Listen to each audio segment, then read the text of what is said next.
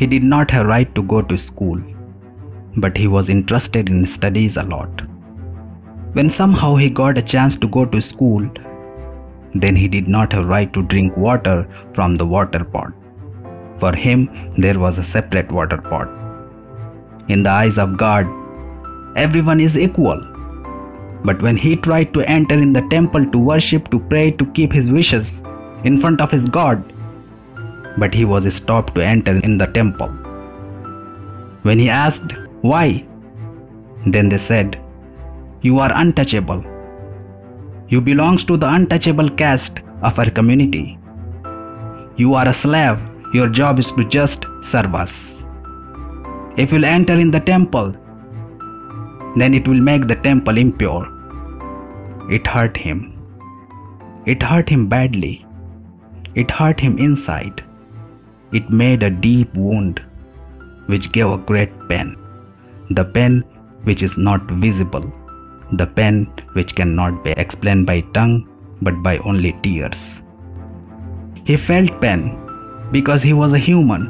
He was alive. He had dignity. He had love for self. He believed he is born free, so he have right to pass his life with freedom.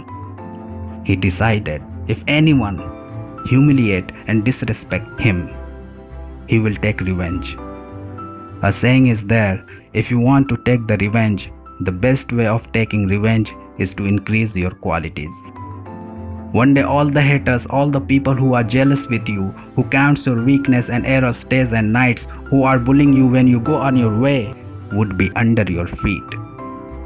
But he did not know this saying. He knew only one thing, that he is the lover of himself, and no one have right to harm his body, his soul and his heart. He is the owner of himself.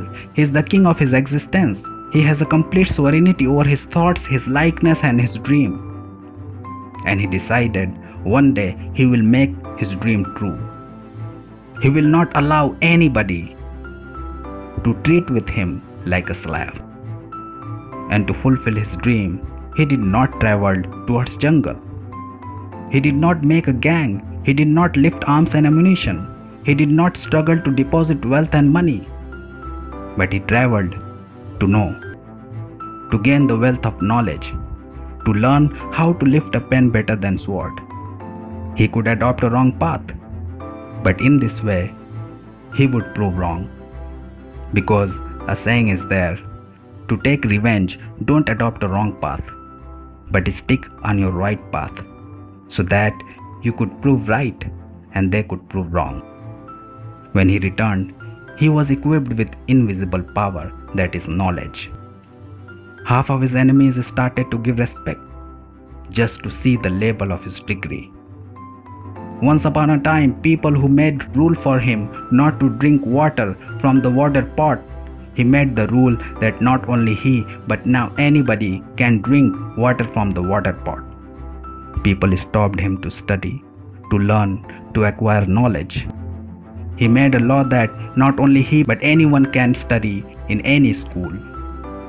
He proved who will dream and try, definitely they can do. He was a jurist. He was an economist.